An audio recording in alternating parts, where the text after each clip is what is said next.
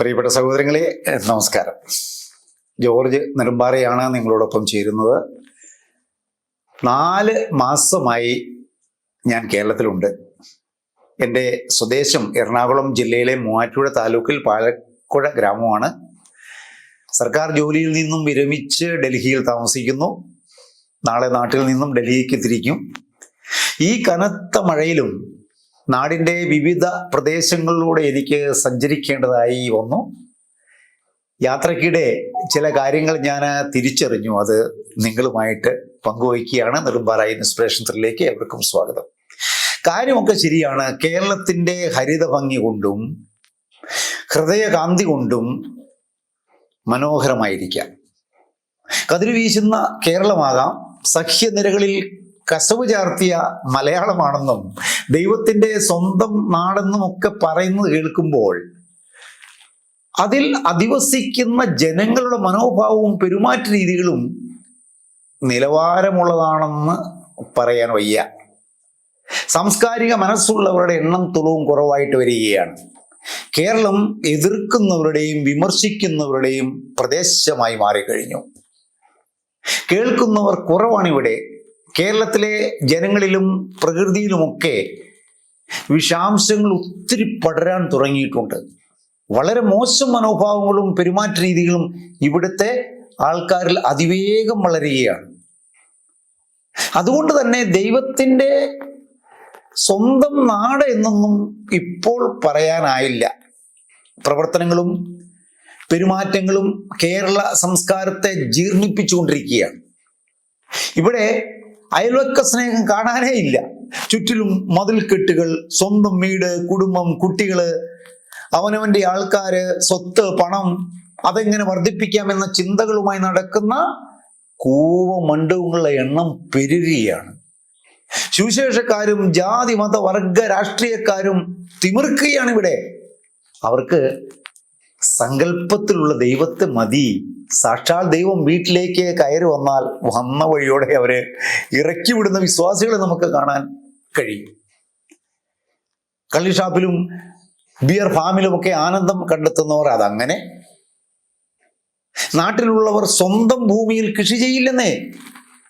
ഭൂമിയെല്ലാം പാഴ്ഭൂമിയായി കാട് കയറി കിടക്കുന്നു.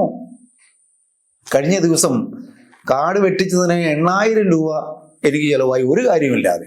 ഭൂമി ആർക്കും തന്നെ വേണ്ടാത്ത സ്ഥിതിയായി. നമ്മുടെ കാലം കഴിഞ്ഞാൽ അതൊക്കെ അന്യാധീനപ്പെട്ടു പോകാനുള്ള സാധ്യത ഏറെയാണ് എന്നെനിക്ക് മനസ്സിലായിട്ടുണ്ട്. യുവതലമുറ കേരളം വിടുക. കാരണം ചോദിച്ചപ്പോൾ യുവാക്കൾ പറയുക, ചേട്ടാ, കഷ്ടപ്പെട്ട് പഠിച്ചിട്ട് സ്വന്തം നാട്ടുകാർ പോലും അവരെ പരിഗണിക്കുന്നില്ലെന്ന്. അന്യരാജ്യക്കാരാണെങ്കിൽ പരസ്പരം ബഹുമാനിക്കുകയും അന്തസ്സോടെയെങ്കിലും പെരുമാറുകയും ചെയ്യുമെന്നാണ് ഇവർ ഖേദത്തോടെ പറയുന്നത്. ശരിയല്ലേ? നമുക്കറിയാലോ, നാട്ടിൽ അർദ്ധരാത്രിക്ക് ഒരു പെൺകുട്ടി റോഡിലൂടെ തനിച്ചു പോകേണ്ടി വന്നാൽ ഒരാൺകുട്ടിയെ പോലും അവളുടെ സഹായത്തിനായി പറഞ്ഞുവിടാൻ മാതാപിതാക്കൾ സമ്മതിക്കില്ല. സമ്മതിക്കോ? എൻ്റെ മോനല്ലേ, ചക്കരമുത്തല്ലേ എന്ന് പറഞ്ഞ് സ്നേഹിച്ച് നിഷ്ക്രിയരാക്കി മക്കളെ സ്പോയിലാക്കുന്ന മാതാപിതാക്കൾ മക്കളെ ജീവിപ്പിക്കാൻ പഠിക്കുന്നില്ല. അവരെ പഠിപ്പിക്കുന്നില്ല. ഭൂസ്വത്തിനോടും വൃദ്ധരായ മാതാപിതാക്കളോടും മക്കൾക്ക് ഒരു താല്പര്യമില്ല. മൊബൈൽ ചാറ്റിങ്ങും സർഫിങ്ങും കഴിഞ്ഞിട്ട് അച്ഛനമ്മമാരോട് മിണ്ടാൻ അവർക്ക് സമയമില്ല, താല്പര്യവുമില്ല. ഇന്നലെ ഞാൻ ഒരു ഹോട്ടലിൽ കയറി. ഒരു ബംഗാളിയോട് പറഞ്ഞു, പുട്ടും കടലയും തരാൻ പറഞ്ഞു. മലയാളത്തിലാ പറഞ്ഞു. അയാൾ പൂരിയും പയറും കൊണ്ടുവച്ചു. 2 പൊതിച്ചോറിലും മീൻ ഫ്രൈ നിർബന്ധമായും വെക്കണമെന്ന് പറഞ്ഞിട്ട് ഞാൻ വീട്ടിൽ ചെന്ന് ഉണ്ണാൻ നോക്കിയപ്പോൾ ഒരു പൊതിയിൽ മാത്രമേ മീനുള്ളൂ. പിറ്റേ ദിവസം പോയി ആ ഒരു മീൻ ഫ്രൈയുടെ കാശ് തിരിച്ചു മേടിച്ചുകൊണ്ട് വന്നു. രാവിലെ ചായക്കടയിൽ ചെന്നപ്പോൾ ആവി പറക്കുന്ന ചൂടൻ ദോശയാണ് അടുത്തിരിക്കുന്നവന് കൊടുത്തത്. എനിക്കാണ് ഈ തണുത്ത ദോശ കൊണ്ടുവച്ചു. പ്രതികരിച്ചപ്പോഴാണ് ചൂടൻ ദോശ തന്നത്. ഇനി നാളെ പണിയാൻ വരാമോ എന്ന് ഒരു മലയാളി പണിക്കാരനോട് ചോദിച്ചപ്പോൾ അവൻ പറയാ, 2 മണിക്കൂർ കൊണ്ട് തീരുന്ന പണിയാണെങ്കിൽ വരാമെന്നായി. മറ്റെവിടെയോ അയാൾക്ക് പണിക്ക് പോകാനുണ്ടെന്ന് ഫുൾ കൂലിയും നമ്മൾ കൊടുക്കണം. ഇതൊക്കെയാണ് നാട്ടിലെ വിശേഷങ്ങൾ. എല്ലാവരും തന്നെ കാറിലും മോട്ടോർ സൈക്കിളും ഒക്കെയാണ് യാത്ര. എന്നാൽ കാൽനടക്കാരൻ പരിചയക്കാരനാണെങ്കിലും അവനോട് ഒരു സ്നേഹവും കാണിക്കില്ല, അവരെയൊന്നും കെട്ടിക്കൊണ്ട് പോവില്ല. നാട്ടിൽ ചെന്നാൽ ഞങ്ങളെ പോലെയുള്ള പ്രവാസികളുടെ കാശ് ചോദിക്കാൻ ഇവിടെയുള്ള പലരും മിടുക്കരാണ്. എന്തൊരു ഉത്സാഹം അവർക്ക്! കൊടുത്താൽ കാശിട്ട് തിരിച്ചു കിട്ടുകയില്ല. എന്തെങ്കിലും മേടിച്ചു കൊടുത്താലും ഇങ്ങോട്ട് തിരിച്ച് ഒരു ചായ പോലും മേടിച്ചു തരുന്ന സ്വഭാവം ഇവിടെ ഉള്ളവർ കുറവാണ്. അങ്ങോട്ട് കൊടുത്തുകൊണ്ടിരുന്നാൽ വലിയ സന്തോഷം കാണിക്കും. ചിലരാണെങ്കിൽ അവർക്ക് പണം അയച്ചാൽ കിട്ടിയെന്ന് പോലും പറയില്ല. എന്തെല്ലാം കൊടുത്താലും ഒരു നന്ദി വാക്കോ ഒരു നല്ല വാക്കോ ഒരു സോറിയോ ഒന്നും നാട്ടുകാർ പറയത്തില്ല. ചെറുപ്പത്തിലെ പറഞ്ഞ് പഠിപ്പിച്ചെങ്കിലേ നടക്കുള്ളൂ, അതില്ല. ഈ അസൂയയും പകയും വിദ്വേഷവും പേരുകൊണ്ട് നടക്കുന്നവരാണ് അധികവും. അപ്പോൾ സഹകരണം കുറയും, ബന്ധങ്ങൾ വഷളാകുകയും ചെയ്യും. ഇനി കഴിവുകളെങ്ങാം പ്രകാശിപ്പിക്കുന്നത് കണ്ടു കഴിഞ്ഞാൽ അത് പൊങ്ങച്ചാണെന്നേ ഇവർ പറയുള്ളൂ.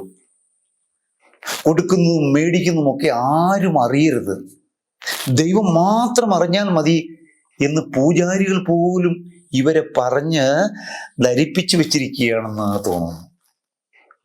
അത് ഇവിടുത്തെ പോലീസിനൊരു തുണയായി. ഇവിടെ പലരുടെയും ഫുൾ ടൈം ജോലി എന്താണെന്നറിയാമോ? കുറ്റം പറച്ചില്. ചിലരുണ്ട് എനിക്ക് പരദൂഷണം ഇഷ്ടമേ അല്ല എന്ന് പറഞ്ഞുകൊണ്ടാണ് പരദൂഷണത്തിലേക്ക് കാലെടുത്ത് വയ്ക്കുന്നത്. അങ്ങനെയുള്ളവർ പെരുകുക കേട്ടോ. ജോലി ചെയ്യാത്തവർ ജോലി ചെയ്യുന്നവരെ കുറ്റം പറയാനും വിമർശിക്കാനും പ്രതിഷേധിക്കാനും ഒക്കെ നല്ല ഉത്സാഹമാണ്. പലരും മുടി നരച്ചാലും അയൽവക്കക്കാരനോട് അസൂയപ്പെട്ടുകൊണ്ടിരിക്കുന്നത് കേരളക്കാരുടെ ഒരു സ്ഥിരം സ്വഭാവമാണ്. മറ്റൊരാളുടെ വീട്ടിൽ തീ പുകയുന്നു ഇവർക്ക് കണ്ടുകൂടാ. 40-ലേറെ വീടുകൾ എനിക്ക് സന്ദർശിക്കാനിടയായി. അതിലൊട്ടുമുക്കാൽ വീടുകളിലും വൃദ്ധരായ മാതാപിതാക്കൾ തനിയേ ഉള്ളൂ. അവർക്കാണെങ്കിൽ വിദേശത്തുള്ള മക്കളുടെ ശമ്പളവും മറ്റ് സൗകര്യങ്ങളും ഒക്കെ പറയാനേ നേരമുള്ളൂ. കേട്ട് ഞാൻ മടുത്തപ്പോൾ കുടിക്കാൻ ഒരു ഗ്ലാസ് വെള്ളം ചോദിച്ചു വാങ്ങേണ്ട ഗതികേടാണ് എനിക്ക് ചില വീട്ടിൽ ഉണ്ടായത്. വീടുകളിൽ സ്വന്തം ജോലി ചെയ്യാതെ മറ്റുള്ളവരുടെ പണി മാത്രം നോക്കി നടക്കുന്നവരാണ് ഇവിടുത്തെ പലരുടെയും മറ്റൊരു ഹോബി എന്ന് പറയുന്നത്. പണിയൊന്നുമില്ല, പക്ഷേ പണി ചെയ്യുന്നവരുടെ കുറ്റം കണ്ടുപിടിക്കാനും പാരവയ്ക്കാനും ഒക്കെ ഇവരുടെ ഉത്സാഹം ഒന്നും വേറെ തന്നെയാണ്. രാഷ്ട്രീയക്കാരെ കൊണ്ട് തോറ്റു, മറ്റുള്ളവരെക്കാൾ വലിയ കേമനാണ് കുറ്റം പറയുന്നു എന്ന തോന്നലാണ് ഇവിടെ പലർക്കും. ദൈവത്തിൻ്റെ സ്വന്തം നാട്ടിൽ ഇങ്ങനെ വരാൻ പാടില്ലല്ലോ. പാടുണ്ടോ? ഒരു പഴഞ്ചൊല്ലുണ്ട്, പണിയില്ലാത്തവന്റെ കയ്യിലാണ് പിശാചിന്റെ കളി എന്ന്. കാര്യം കാണാൻ പിശാച വേദപുസ്തകവും വായിക്കുമെന്ന് പറഞ്ഞതുപോലെ ഒന്നും ചെയ്യാത്തവൻ കുറ്റം പറയുന്ന തിരക്കിലായിരിക്കും. വെറുതെ ഇരുന്നു കൊണ്ട് സമയമില്ല, തിരക്കാണ് എന്നൊക്കെ പറഞ്ഞാലേ ഇവർക്ക് തൃപ്തി വരൂ. മസിൽ പിടിച്ച് നടക്കുന്നതാണ് പേഴ്സണാലിറ്റി എന്ന് പറഞ്ഞ് നടക്കുന്നവർ ഏറെയാണ് ഇവിടെ. മുൻവിധിയോടെ സംസാരിക്കുന്നതാണ് പലർക്കും ഇഷ്ടം. ഒന്ന് പുഞ്ചിരിക്കാൻ ഇവിടെ വലിയ വിഷമമാണെന്നേ. അങ്ങനെ പുഞ്ചിരിച്ചാൽ ഇയാൾ എന്നെ വശത്താക്കുമോ സ്വാധീനിക്കുമോ എന്ന തോന്നൽ ഇതുവരെയും മാറിയിട്ടില്ല, പ്രത്യേകിച്ചും സ്ത്രീകളിൽ. ചിരിക്കാത്ത സമൂഹം വീടിനുള്ളിൽ വിളക്കുണ്ടെങ്കിലും പുറത്ത് ഇരുട്ടിലാണെന്ന കാര്യം ഓർക്കണം. പണിയില്ലാത്ത ജീവിതമുണ്ടല്ലോ, അത് ആശുപത്രിയിൽ കിടക്കുന്ന മരിച്ച ശരീരം പോലെയാണ്, അല്ലേ? കാണാൻ സുന്ദരം, പക്ഷെ ഉള്ളിൽ ജീവനില്ല. കുറ്റം പറഞ്ഞ് നടക്കുന്നവരെ ഞാൻ വിളിക്കുന്നത് എന്താണെന്നറിയാമോ? വൈഫൈ എന്നാണ് ഞാൻ വിളിക്കുന്നത്. എല്ലായിടത്തും സിഗ്നൽ കിട്ടും, പക്ഷെ പോസിറ്റീവ് നെറ്റ്വർക്ക് ഇല്ല. അപ്പോൾ പിന്നെ ഇത്തരത്തിലുള്ള മനോഭാവങ്ങൾ വെച്ച് പുലർത്തുന്നവർക്ക് എന്തെങ്കിലും പരിഹാരമുണ്ടോ എന്ന് കൂടി നാം ചിന്തിക്കേണ്ടതുണ്ട്. തീർച്ചയായും ഉണ്ട്. എത്രമാത്രം പ്രശ്നങ്ങളുണ്ടോ അത്രമാത്രം പരിഹാര മാർഗങ്ങളും പ്രകൃതി നമുക്ക് നൽകിയിട്ടുണ്ട്. അത് കാണാതെ പ്രശ്നങ്ങളുടെ മേൽ പ്രശ്നങ്ങളുമായി ജീവിക്കുകയാണ് നമ്മളിൽ അധികം പേരും. അപരിചിതരോടും ഒന്ന് സ്നേഹത്തോടെ പെരുമാറിയാൽ എന്താ? ഒന്ന് പെരുമാറി നോക്കൂ. അയൽക്കാരന് ഒരു പുഞ്ചിരി സമ്മാനിക്ക്. നിങ്ങൾ ചെയ്തു തീർക്കുന്ന ചെറിയൊരു ജോലിയാണ് പറഞ്ഞു തീർക്കുന്ന വലിയ കുറ്റത്തേക്കാൾ, അല്ലെങ്കിൽ പണി തീരാത്ത വലിയ വാഗ്ദത്തേക്കാൾ ശ്രേഷ്ഠം എന്ന് ഓർക്കണം. ക്ഷമാപണമല്ല, ജോലി ചെയ്ത് തീർക്കലാണ് മികച്ച പ്രവർത്തനം എന്ന് നെഹ്റു പ്രത്യേകം പറഞ്ഞിട്ടുണ്ട്. പിണങ്ങിയിരിക്കുന്നത് ബാറ്ററി ഡ്രെയിൻ ആയതുപോലെയാണ്. പൊരുത്തപ്പെട്ട് ജീവിക്കുന്നത് തന്നെയാണ് ഫാസ്റ്റ് ചാർജിങ് എന്ന് പറയുന്നത്. അതിലാണ് മഹത്വം. ഞാൻ പറഞ്ഞതിന്റെ ചുരുക്കം, ജീവിതമെന്ന് പറയുന്നത് ഒരു വീട്ടിൽ കഴിയുന്ന കഥ മാത്രമല്ല, അത് ഒരുമിച്ച് വളരുന്ന ഒരു പച്ചത്തോട്ടമാണ്. കുറ്റം പറയുന്ന ചുണ്ടുകൾക്ക് പകരം സഹായിക്കുന്ന കൈകളാകട്ടെ. സമൂഹത്തെ മാറ്റണമെങ്കിൽ മറ്റുള്ളവരെ കുറ്റം പറയേണ്ടതില്ലല്ലോ, നമ്മളാണ് ആദ്യം മാറേണ്ടത്. വ്യക്തി നന്നായാൽ കുടുംബം നന്നാവും, കുടുംബം നന്നായാൽ സമൂഹം നന്നാവും, സമൂഹം നന്നായാൽ രാഷ്ട്രവും നന്നാവും. ഈ നിമിഷം മുതൽ സ്വന്തം പോരായ്മകളെ തിരിച്ചറിഞ്ഞ് തിരുത്താൻ നമുക്കാകട്ടെ.